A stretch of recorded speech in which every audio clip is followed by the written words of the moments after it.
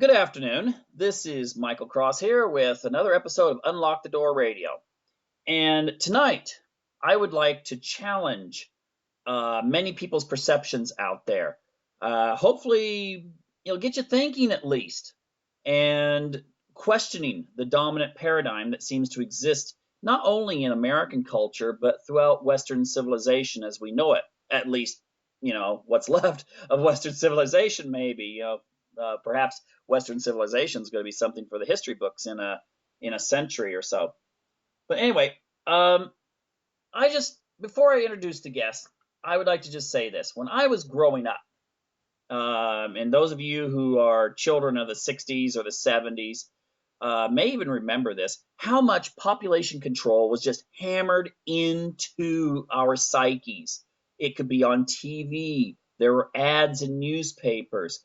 And most importantly, in school, we were told how irresponsible and selfish it would be to have more than two kids, and how wonderful it would be if we made the ultimate sacrifice and had zero kids, or maybe, go out and adopt or something, but not to bring any more children into the world.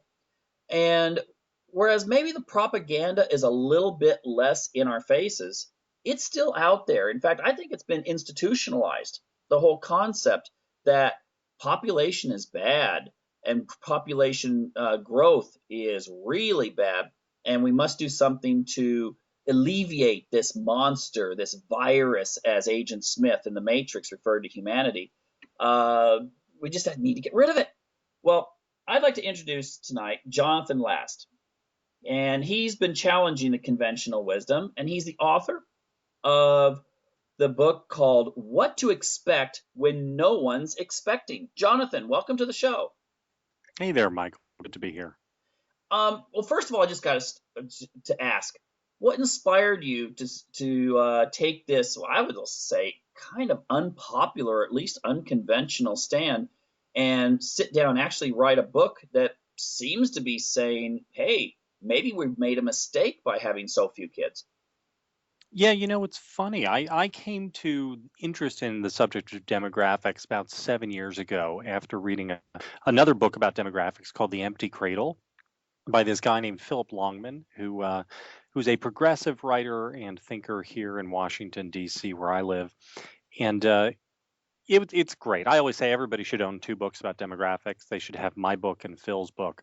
But if you only are going to buy one, just go get Phil's book. It's called The Empty Cradle. It's better than mine is, and it's really it's really wonderful.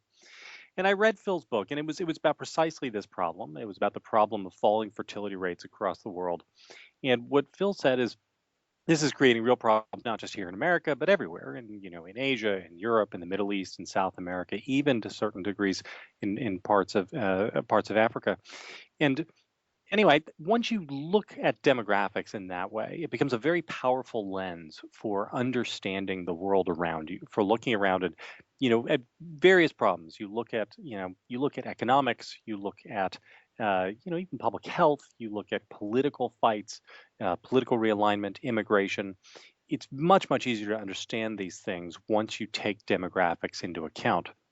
So I became a huge nerd and fanboy of Phil Longman's, and I went and I read everything that he'd written on the subject, and I sort of screwed my courage to the sticking place, and I called him up and I said, hey, I'm on the other side of the aisle, I'm a conservative and you're a liberal, but boy, you're the best. Can I buy you lunch? And so Phil and I went out to lunch, and he turned out to be this really great guy. I actually think he's like the most important intellectual in Washington that nobody in America has ever heard of, and he was great. And we started talking about demographics, and he said, "Boy, you really seem interested in this. You ought to go read this book and this book, and then you ought to talk to this guy, and you ought to go get a subscription to this journal." And I just kept tumbling down the rabbit hole, and I've spent, as I said, about 7 years reading all the academic literature on this, and I thought that I had a little something to say too. I mean, my book is, I would say, this is what's interesting about it, at least interesting to me. There's very little of me in this book. What I've done, because I'm not an actual demographer myself, I just play one on TV, is I've gone and I've just sort of taken the academic literature and the academic research and tried to put it all together and present it in a way that like normal people can read. And that's what's so interesting about this. You mentioned how ingrained in the popular culture the idea of overpopulation is. And it's absolutely true. Like, this is all anybody actually worries about out in the normal world. But in the academic realm of demography, uh, nobody regards that as a serious position. And in fact, all of the actual intellectual research on this is done in precisely the opposite direction. And it's all about, why are fertility rates falling? Why are they falling across the world, both in developed countries and developing countries? What are the causes of this, and what are the ramifications to us all from it? Hmm. Well, I think it's kind of interesting that if you ask, I've talked to groups of young people in the United States before, and if I'm dealing with a issue that is in reference to anything global, I'll ask them. First of all, I'll ask what percentage of the world is American, and this is no joke. Over 90% get it wrong, and usually I get everywhere, usually between 30 to 50% is their answer. They believe, yeah, they That's seriously. great. Well, it's because they watch TV. They see how powerful America is, how influential it is, and they look around them. Okay, this is my community. This is America. We must have a lot of people. So invariably, over 90% will say anywhere between 30 and 50% of the population of the world. And then I'll ask, what is the birth rate in the United States? And usually usually most people believe it's 2.3 because they've heard the whole, well, someone gets married and they have 2.3 kids and live in the suburb with a white picket fence. So they believe that the average person is actually having more than two kids. What's the reality there? What's the reality check? The reality in America is that we went below the replacement rate. The replacement rate is 2.1 kids. We went below that mark in 1973, and we have been below it with one or two exceptions ever since. Today, the fertility rate in America is 1.93. And the truth is, that's great. I mean, if that was sustainable in the long run, then it would not be really a problem. We would not be concerned about it. Demographers and economists here in the US would not be concerned about it. I would not have written the book. Uh, but a lot of the research suggests that this 1.93 may not be sustainable, and that this is just a way station on the road towards, much lower fertility, the way we see in Europe and in Asia and many other parts of the world. I mean, one of the things that's interesting is that, this fertility decline is a global phenomenon. 97% of the world's population lives in a country where the fertility rate is falling, and so that's really, at the heart of what's going on. I have to say, I'm slightly sympathetic to the idea of, people getting the percentages of things wrong. As soon as you asked the question, I started doing the math in my head. Well, wait a minute. Okay, so 300 million is a third of a billion, roughly 7 billion people. Blah, blah, blah, carry the one. Um, I was reminded of how powerful the culture around us is in influencing our perceptions of reality. And I think it was last year, the year before. I'm going to slightly mangle the statistics here, so someone should go and look this up. But the Pew Research Center was doing a study on public attitudes in America towards homosexuality. And they thought that some very large section of America, I think it was 25% of America, believed that 50% of the country was gay. And so it was just, because they watch a lot of TV, and Well, there's a that lot of gay explains the low characters. birth rates. Right, no, exactly. And, one of those things where, if you think about it for even 5 seconds, you would go, well, wait a minute, half the country couldn't really be gay. But, it's just, this is the world we live in. And, people, there's actually like a psychological term for this, right? A sort of, it's a cognitive type of error. It's not the error of recency, but it's like, the error of measuring sticks or something like that. Hmm. Well, the thing is, I think that the statistic is somewhere around 4.5% of the world is from the United States. And then if you look at like in Europe, if we have what is it, 6.5 billion people in the world, and then you look at what percentage is British, well, that would be less than 1% of the world.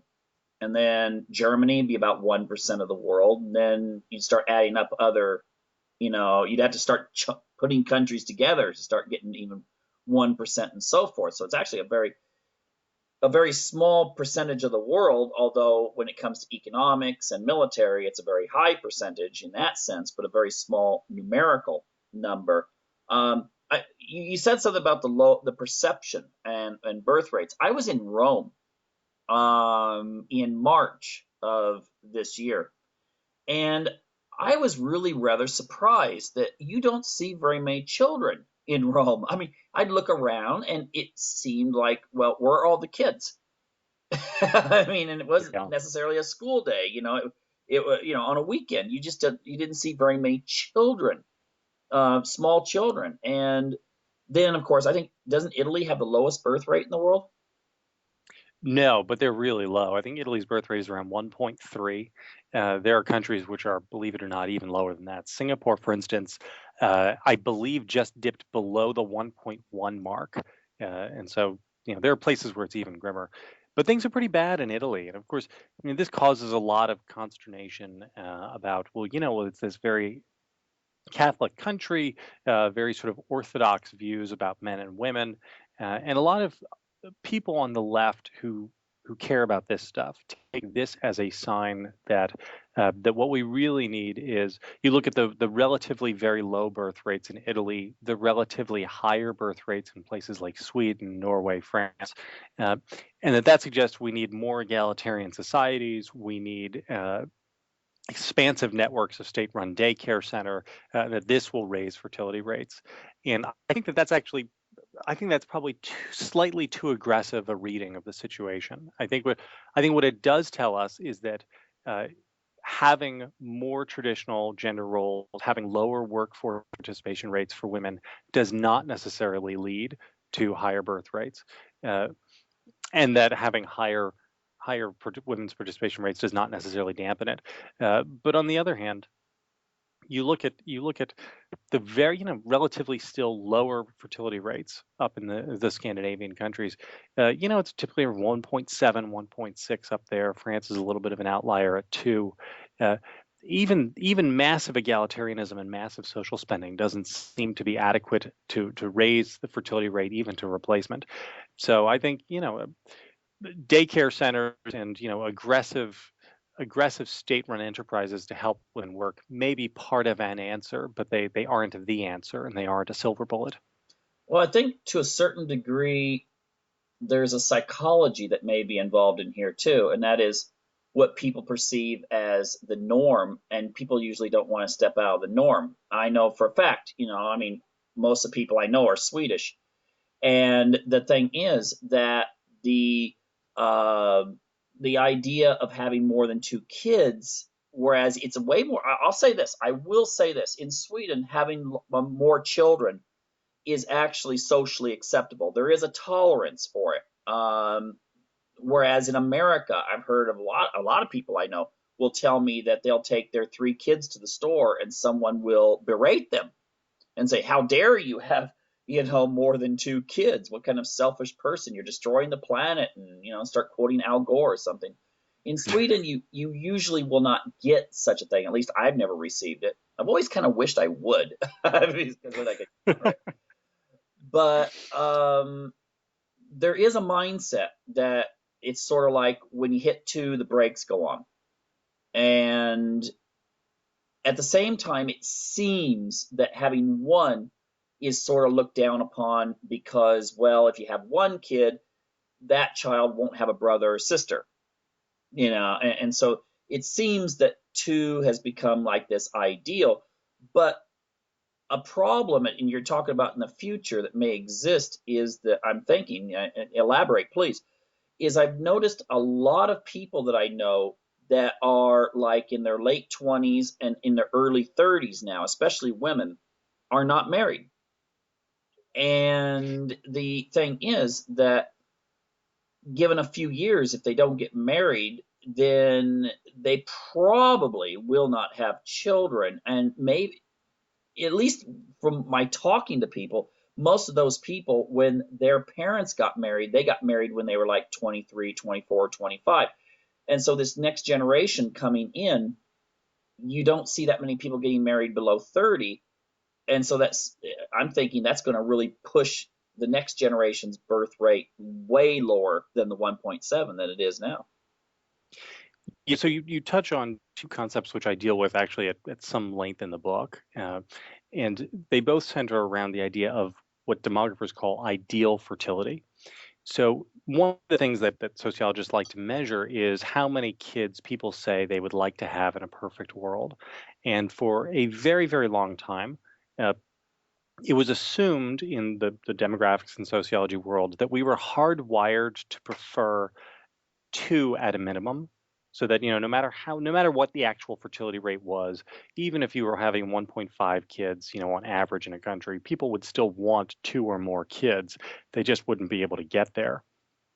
Uh, but it has turned out that we have seen over the last 10 years or so the emergence of sub-replacement ideal fertility rates. And so they're beginning in Austria, Germany, and Belgium, and then spreading to a couple other places like Luxembourg. We have seen ideal fertility rates themselves dip below the replacement level. Now, nobody quite knows what's going on here. There are a couple studies on this which suggest that this is actually just a statistical ghost, that it's nothing real. We don't really need to worry about it.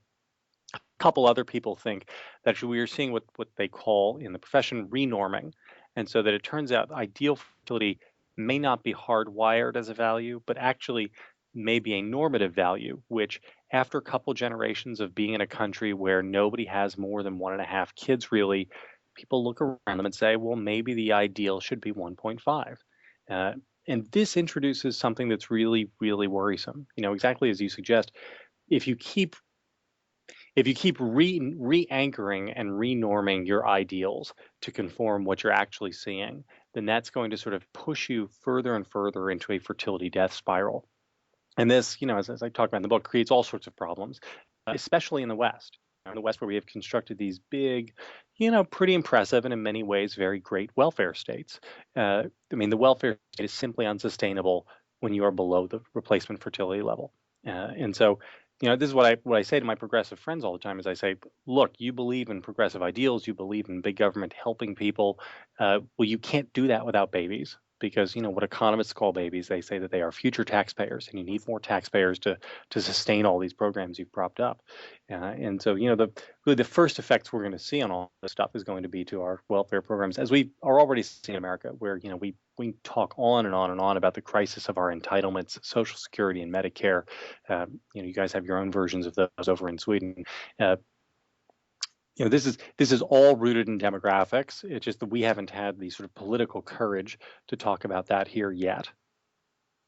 Well, yeah, if we think about it, Social Security itself is kind of like it's a pyramid scheme.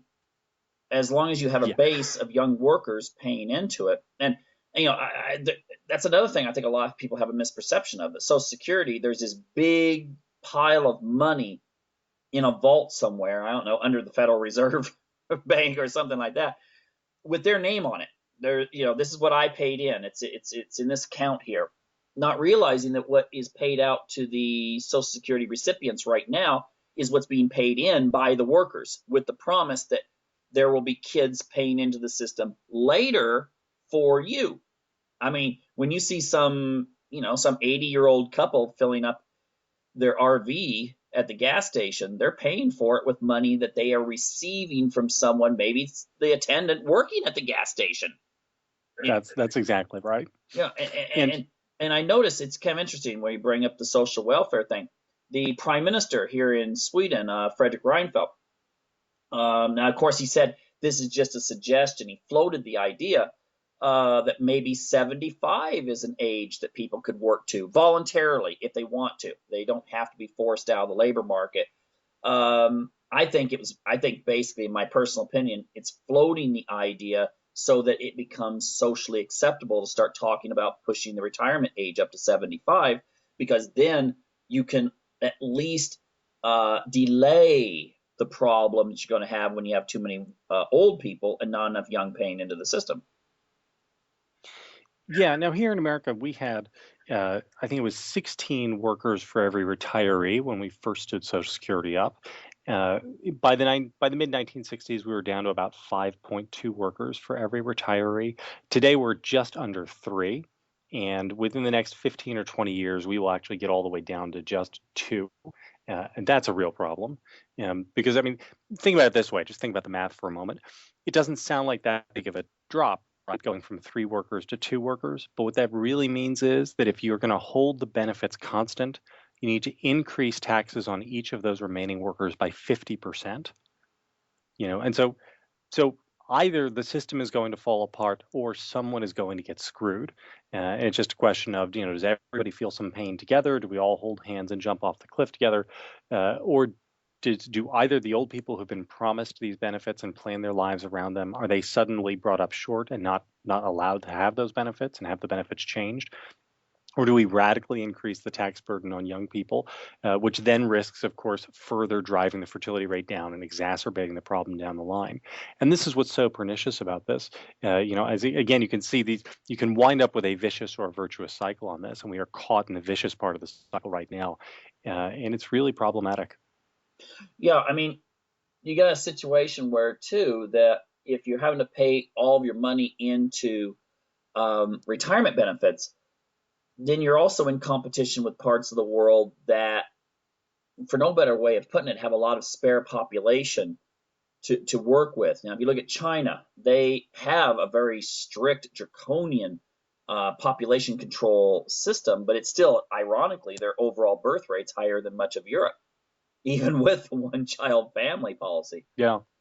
But at the same time, they do not have an old age pension system the way that the West does, and therefore they're putting their money into expansion and industries that are more future oriented. I mean, I hate to say it, I mean, what is it kind of looking like we're going to wind up with some countries that are going to have like the demographics of Utah, which has a lot of Mormon population and tends to have larger families, so therefore I think it's the youngest state in America age wise, and then like southern Florida in the Florida retirement areas where everyone's like 65 or above. The economic investments are probably not that great in the retirement areas. Yeah, I mean, it's possible. It's possible that there will be some outliers. I mean, if you look in sub-Saharan Africa, and then there are a couple, Afghanistan has had reasonably high fertility, which has not shown any real declines. I think Uzbekistan as well, though I'm wrong about that. I sometimes get the stands confused when I'm not looking at a map. Uh, it's possible that there will be a handful of countries that prove resistant to fertility decline.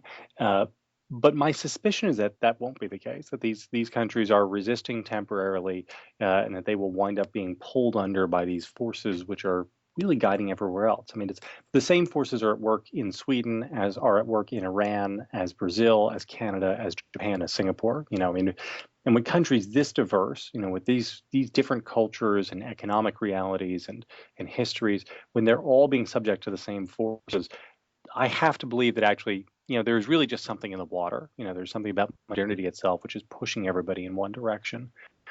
Well, But no, please, go ahead. yeah, I was going to say that I was talking to someone who was a refugee from Iraq, and I was asking him how things have changed in Iraq, and he says now they get a lot of Western TV.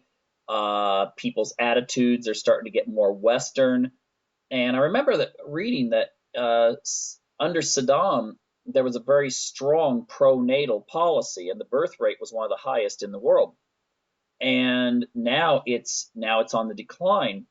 And I'm thinking that what do you think? Do you think the media has something to do with this too? I mean, the idea that the more and more we see couples with no kids in their late 30s portrayed as the norm, then that norm doesn't even have to be in our neighborhood. It's what we see all the time on TV. There's an interesting study that looked at precisely this question, and what it looked at Brazil.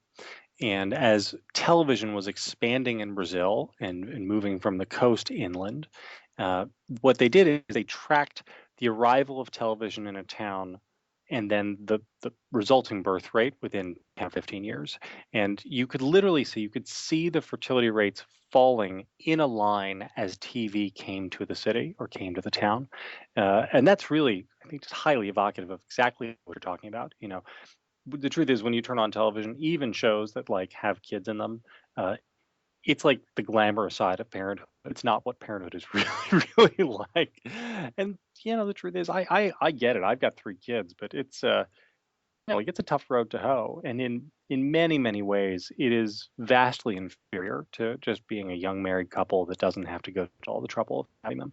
Life is pretty great when you're married and you don't have kids. So I understand that. And so part of it, I think part of it is the culture, part is the economics, just 'cause kids are so expensive.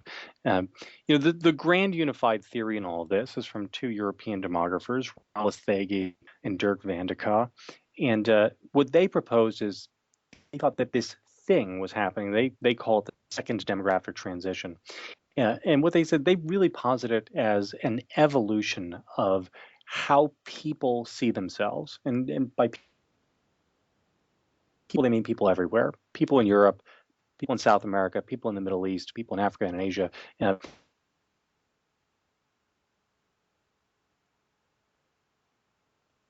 clans and tribes, and we then organize our lives around.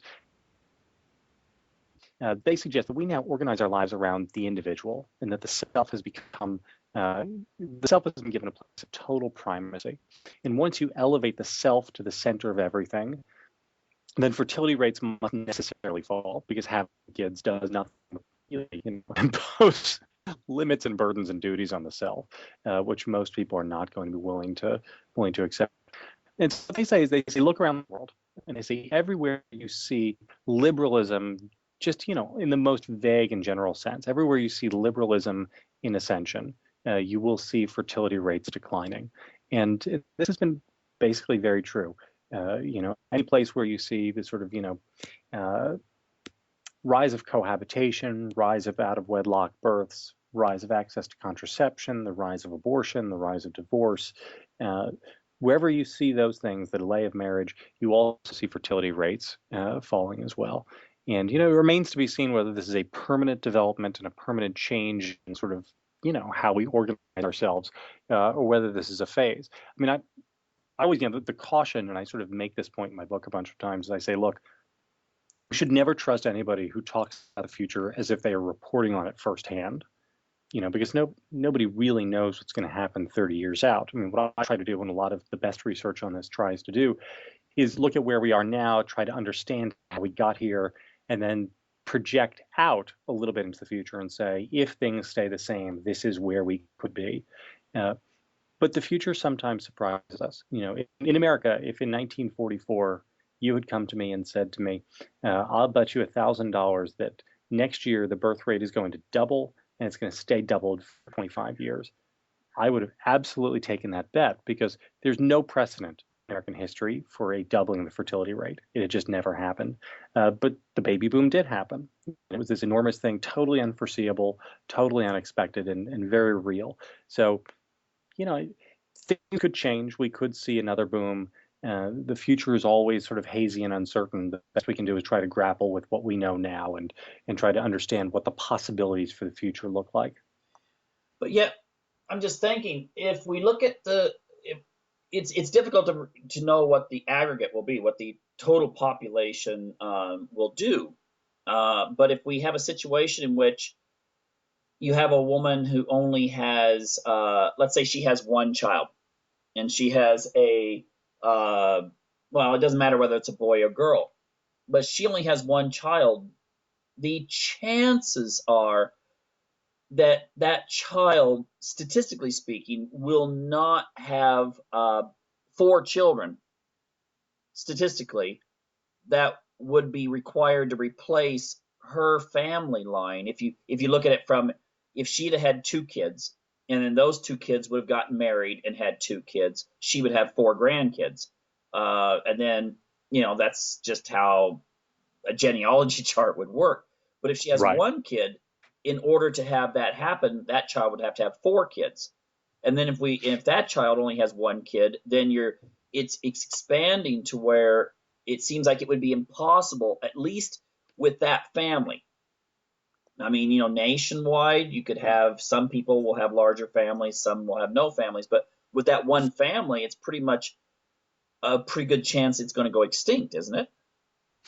Right, and this is then the flip side to this. So first I caution with how unknowable everything is, and then when I try to explain to people, so why should we put credence on projections that go out 50 years? So for instance, the UN projects the world population will probably peak in the next 50 years or so. It will probably peak at around 9 billion or so, and that it will then begin receding. It will then begin contracting. So why do we think that? And the reason we think that is because this isn't like climate change where you have to have some insanely complicated set of models based on like core ice samples from 100,000 different places and weather stations in the Arctic and stuff. We actually know the number of parents that there exist right now in the world for the next generation of kids who will be born. The only variable we don't know is how many kids they will wind up having on average. So you're really, I mean, you're down to one variable, and then the question is, when you do the variance, it's just so you run the projections based on, okay, well, if they have the same kids that they've had now, this is where population goes. If they go up a little in fertility, this is where it goes. If they go down a little in fertility, this is where it goes. Uh, and so it really, it isn't rocket science. I mean, the truth is, like when it comes down to the demographics at the grossest sense, it's more algebra than calculus, and you could do your own calculations on this stuff at home pretty easily. Uh, but I would say most of the projections show is that even for the next 50 years or so, that next 2 billion or so of population growth that we're going to get is not from us adding more children. So our global fertility right now is at about 2.5, which means we are just above the replacement level. We will be below the replacement level probably within 10 years globally. So where does all this population growth come from? It comes from increased life expectancy. So where the demographer Hans Rosling calls where we are right now, he calls it peak child, which is say there are about 2 billion kids alive in the world right now, and that number will not increase very much. Where all of our population increase is going to come over the next 50 years is just because of advances in food and science and medicine. We're going to be keeping people who otherwise previously in history would have died. We're going to be keeping them alive longer and keeping them around longer. And that is how we're going to get up to about that 9 billion. And after that, because the fertility rate will be below replacement, after that, we'll wind up seeing sinking because we'll have maxed out all the gains in population that are there to be had based on life expectancy. Yeah, I once read, I don't know where I read this, but a while back I read that it was doing a projection on if everyone had two children. And now that would be a major birth rate increase if we were talking about countries like Germany or Japan and so Yeah, forth. But if they'd have to pray for that. yeah, but if everyone had two children, how long it would take for that family line to disappear.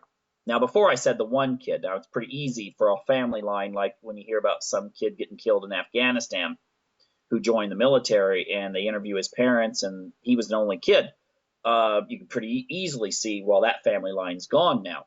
But with two kids, I know people personally that fall into this where, well, just as an example, I know someone who had a boy and a girl. The boy now is probably nearing 40 and not married, no kids. And the girl, she's around 42 or 43, and she never got married.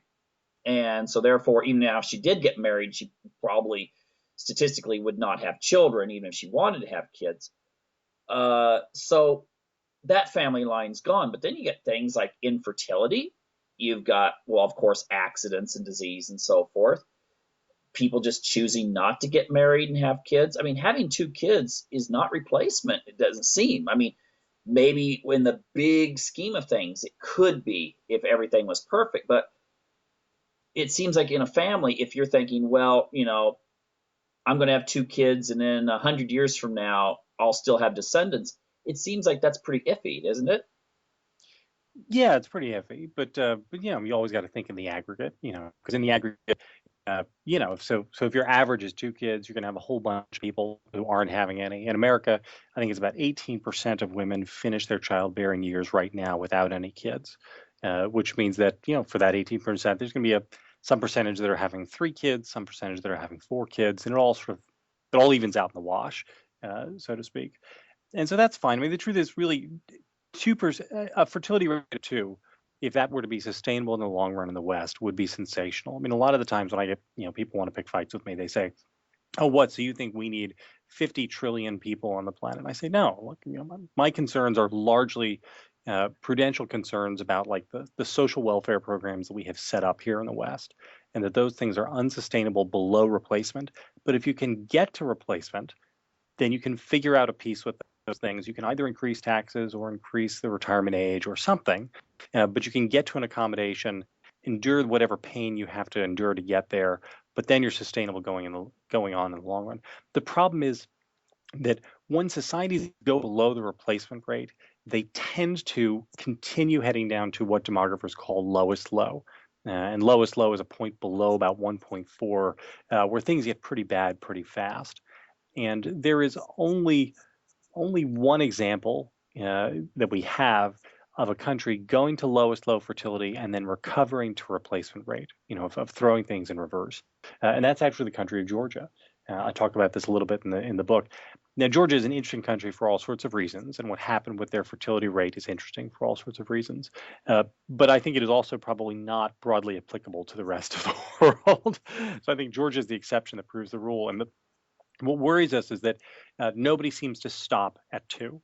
Once you cross that line and go below 2.1, people tend to move inexorably downward towards about 1.4, 1.5, 1.3.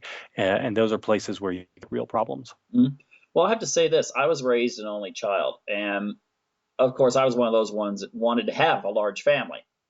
But a lot of the only kids that I know, they really it's the exception that wants to have a large family. It's usually that they have felt like they were the center of things. I know one individual. They wound up compromising with 3 kids because the wife really wanted to have a large family, but he was an only child, and he actually told me. He said he felt like his attention was being stolen when they had their first baby. That suddenly his wife was paying attention to the baby and not him, and that was difficult because growing up, he was the center of mom and dad's world.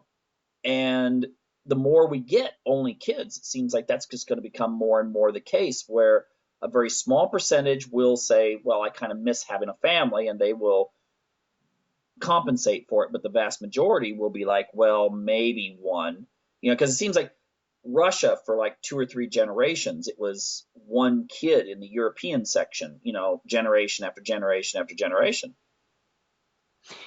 Yeah, the Chinese, they talk about their little emperors, which is the only sons, and what those guys are like. And uh, here in America, there's been some pushback against that. Lawrence Sandler wrote a book, the title of which I'm blanking on. It came out a couple months ago, but basically it was, I was an only child. I only had one child, therefore having an only child is the best thing in the world, and that's fine. I mean, it's sort of good for her. I would say just from a I stray away from like judgments in my book, and just as an objective matter, it turns out that one of the very good predictors of fertility is your own birth parity. Birth parity is the fancy sociological term for the number of kids in a family, and so families which tend to have more kids, those kids tend to go on and have larger families themselves. People who are onlys do tend to have fewer kids themselves as well. So you really are an outlier. Not only are you in Europe with 8 kids, but you yourself are an only child with 8 kids. So you're the exception that proves the rule. Well, you said something about Georgia. Hasn't Russia been able to push their birth rate? It's actually starting to climb, but they're also, aren't they being very aggressive in trying to get people to have kids? Yeah, well, so the answer is yes and no. So Vladimir Putin has been very attuned to the importance of the fertility rate over there, and he has made this a really important national goal. Now, one thing has happened: their birth rate has gone up, and birth rate is just sort of a very crude measure of number of births per 1,000 women. However, now he himself has declared victory. He says that this is a sign that all of our programs are working. Everything's going to be just fine. Don't worry. Uh, Most of the numbers I've seen coming out of like the actual serious demography units over there suggest, however, that while the birth rate has gone up, the fertility rate is actually basically unchanged. It's right around 1.5, 1.56. So what happened? How can you get a birth rate going up without the fertility rate going up? And the answer is that uh, right before the Berlin Wall fell, uh, during the sort of the perestroika period, there was a tiny little boomlet in births in the Soviet Union. And that cohort of women, which is a relatively fat cohort, has just hit their sort of prime childbearing years. And so you have a fat cohort in their prime childbearing years, they're having their kids, but by just having the same number of kids, even as the cohort behind them, they have raised the birth rate without the fertility rate really moving much, if that makes sense to you, just because there are more of them. And so what we're really seeing is a little bit of a statistical mirage in Russia. Now they'll take it, they'll take their statistical mirage, but it doesn't seem to be fundamentally altering their actual fertility situation. Hmm. Yeah, but it is interesting though that they are a country that is at least trying. I mean, Yeah, they really are. yeah, I Yeah, think France is in that. When Sweden had, and this is ironic, when Sweden had a socialist prime minister, Göran Persson, he was pretty outspoken in why we needed to encourage people to have kids. The so-called right-wing government, I haven't heard too much from, but the I do find it interesting. I actually, going back to the original point, it is interesting. Sometimes you'll find that it is the left, the quote unquote progressives, who tend to be the ones who do see that births and economics are interwoven with each other. yeah, it's funny. I mean, in a weird way, like this whole subject winds up like lending itself very easily to like political caricature. I will sometimes get attacked by people from the left to say, "Oh, well, of course, the crazy conservative orthodox, uh, you know, Republican types like Jonathan Last think that births are important, but we don't really need that."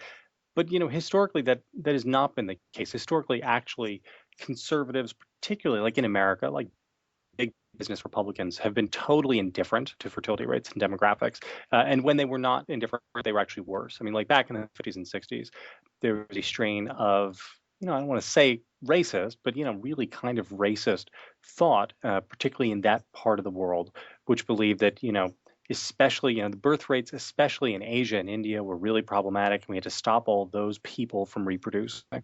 Uh, Whereas on the other hand, when the Western world was being gripped by all of this overpopulation hysteria in this, beginning in 1968 through the 70s, Paul Ehrlich wrote The Population Bomb. This is all anybody talked about. Whatever else you want to say about the socialists, the commies were really good on, on natalism. There's a great, I quote this in the book, a great speech where I think it was Khrushchev goes and he just mocks Paul Ehrlich and he mocks the American obsession with overpopulation. And he says, if we had even 100 million more glorious Russians, even that would not be enough because we shall provide for everybody. We need more people to swell our ranks and to do more productive work and more productive labor. So like the commies got this. The Russians knew exactly what was going on, and anyway, all this to say that the the usual political caricaturing on this stuff doesn't quite fit all the time. And when you scratch people in different ways, they will come out in different ways on the question of natalism and births. And socialists, to their credit, with the exception of the really extreme flat Earth environmentalist radicals types, like just sort of normal, really good, I would say good social humanist types, they are quite concerned about this stuff, and I think that's great. Well, I've always kind of got the idea, at least when it comes to fiscal conservatives in the United States, that their idea is kind of like the person that goes out into the forest and there's an apple tree there, and you don't do anything to help it, but you go and you shake the tree really hard, and some apples fall down, and you fill your bucket up with apples and go home. I hate to use this analogy, but usually it is kind of maybe the socialist would feel like you go out there and you water the tree and you nurture it, and then come out and pick the apples from it. I think that might be applicable to the idea when it comes to natalism, because conservatives usually don't talk about it very much, unless even if they're talking anti-abortion. I mean, if I've looked at a lot of stuff that Right to Life writes, and very, very, very, very rarely do they touch anything on population. Yeah, and I talk about this in the book. I mean, the truth is, so I work for Bill Kristol. His dad, Irving Kristol, wrote the classic book, Two Cheers for Capitalism, which is, if somehow that anybody has missed this book, go out and get it. It's great. I myself am more of like a 1.5 cheers for capitalism conservative. I'm not even sure I'm all the way to 2 cheers. Uh, but I take a little, I talk about this in the book, in a very real sense. The free market is at best indifferent to the idea of children and families, because they are like what's the economic term, like a natural good, right? I mean, the children and family exist, they create supplies of consumers and workers, and the market just assumes them. But I think that's a problem. Actually, the truth is they're actually kind of externalities. They need to be created. Somebody has to pay for them, and if people were purely, homo economicus, purely rational actors, then nobody would have kids. I mean, they cost $1 bazillion. They make you miserable. They throw up on you and spit on you. Nobody wants to do diapers. Uh, it's not a rational thing to have kids. You do it for other reasons. And the free market is, as I said, at best indifferent to that, and that's a real problem. And it's particularly a problem that the type of libertarian free market big business Republicans in America have just very little interest in, and it has fallen to sort of more the social conservative types to go and make the argument for natalism. And that, of course, is, I think, what has sort of created the pushback among some parts of the left, because they just assume that anything Rick Santorum is for, they need to be against. And that's a shame. And I think that a lot of those people, though, as they think about it, will probably change their mind. I mean, this is, like I said, I came to all of this stuff based on the writings of a progressive writer, Phil Longman. And Phil spent years trying to get the left to care about natalism. And he wrote this famous essay in Foreign Affairs called, The Return of the Patriarchy. And what he was trying to exhort his fellow sort of progressive, he said, look, you guys aren't having babies. If you don't have babies, the people who do have babies are going to inherit the earth, and they're going to take apart this nice liberal project that we've spent decades building together. And he was greeted by not a small amount of hostility by his friends on the left, and I think that's a shame. And I hope they eventually change their mind and bite the bullet and have kids. Well, the only thing you have to do is look at a country like Israel, where the Orthodox have very large families, the conservative Jews have 2 to 3 kids, and the Reform Jews have maybe 1 kid per average. I mean, and as time goes on, the Jewish part of the demographic is going to become more and more Orthodox, and therefore more and more conservative.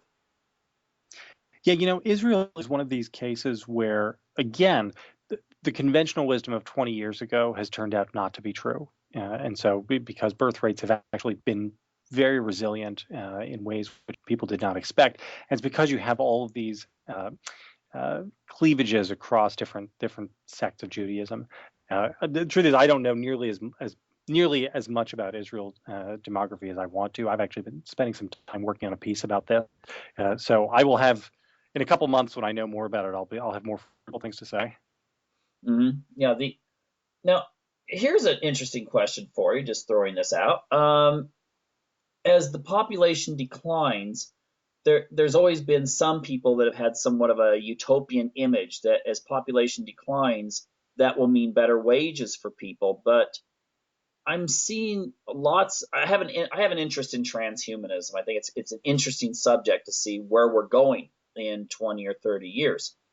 And there was just recently an article in The Guardian about Japan, and it was saying how many of the young people there, even though you've got a country that the government is really concerned about its low birth rates, many of the young people in their 20s and 30s are not only just giving up on marriage, they're even giving up on sex. And this is really troubling the government, because this is not just a small number of asexuals who make up like 1% of the population. This is like 30% of the young people are just like, well, we don't want to be bothered with relationships anymore. And the government there and industry is really putting a lot into finding ways to replace workers automatically, with robotics and things like this. It seems to me that if you reduce the population where you don't have enough workers to fill the void, and there's nowhere else to get them. I mean, America can't rely on Mexico forever, because the Mexican birth rate has gone down a lot in the last 20 years. then you're going to automate, which will actually then mean you need less workers, but you also have less consumers. Isn't that right? Well, maybe, so that's the rosy view of the future is that either the labor shortages will drive demand for high wages, or we will wind up with automation such that we are creating wealth and value and we will need fewer workers. And all of that, I say maybe. I mean, there's a first time for everything. And just because this has never happened any time else in previous human recorded history doesn't mean that it can't happen now. Um, but I'm always a little bit suspicious of claims about how technology solves everything. I mean, if you go back and you read, like, go through old Time magazine and Newsweeks from the 50s and 60s, uh, you see this. This is a recurring theme. Like once a decade, there would be a cover story about how, with new computers and new technology, people are going to have to only work 10-hour weeks and will still be able to make a full living wage. And it never quite works out that way because technology keeps pushing forward. There's never an end point to it. And so you always need more workers doing more stuff. We always seem to be working more, not less. And so I'm not so sure about that. And the other problem is you wind up in this trap as your age profile gets tilted so that you have more old people than young people, where you have fewer workers, yes, but you have also much less demand for pretty much everything except for healthcare, because old people do not need as much of everything else. They don't need land, they don't need toys, they don't need, trips to TGI Fridays. What they need is healthcare. And when you look in the healthcare field, I mean, there are some very good jobs in it. Being biomed researcher is a good job. Being a doctor or a nurse is a good job. But there are a lot of jobs in it which are not very good. And so even if you have labor shortages, it does not seem to me to be a guarantee that that's going to result in good employment and good economic outcomes for everybody. And on the subject of robots, so the Japanese have put, I mean, you may not know they have, but the Japanese have really put a lot of stock in the ideas of robots saving their sort of, labor shortage future so that they don't ever have to allow immigration. And so that the best case scenario for Japan's future is that you wind up with tons and tons of old people who are 90 and 100 years old, because over in Japan, actually, their cohort of 70 to 80-year-olds right now today, their cohort of 70 to 80-year-olds is something like twice the size of the cohort of 0 to 10-year-olds. So all of these old people living in nursing homes where they are cared for by robots. Now think about that for a minute and imagine that this, which sounds like the lead for a dystopian sci-fi movie, made in 1970, that's their best case scenario. And the worst case scenarios get worse from there. The week before my book came out, Japan's finance minister came and said it was time for the country's old people to, quote, hurry up and die. Now, this doesn't mean that Japan is going to turn into Mad Max with old people, but you can see there from here, if that makes any sense. And I have to say, I'm not convinced that we're all headed towards doom and disaster. I say in my book, several times, I say, look, I'm not here selling doom. I'm just sort of trying to show you the research and show you where we are and think through this a little bit. But I'd say, it is a worrisome enough set of possible futures that I think it is certainly appropriate for people to spend a lot of time and energy and effort thinking about these things now. They're already doing it in Asia. They're already doing it in Europe.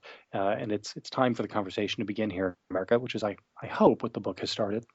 Well, the one thing I think maybe, because I don't want to leave people with a gloom and doom um, attitude here, but if there's young people listening to this, I guess the way I look at it is that the one silver lining will be that those people who do have families, those people that do kind of buck the trend and go ahead.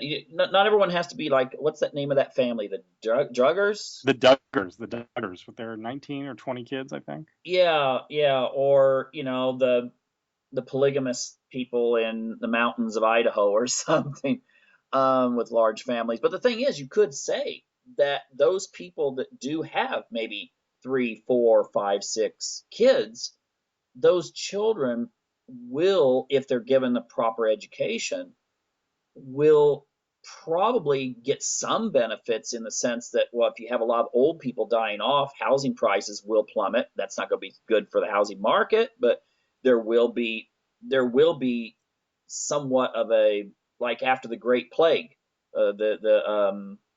killed millions in Europe. The people that survived were able to buy up the vacant farmland that was left. So it seems there is an advantage for those who do have children. Those kids will probably inherit a lot more.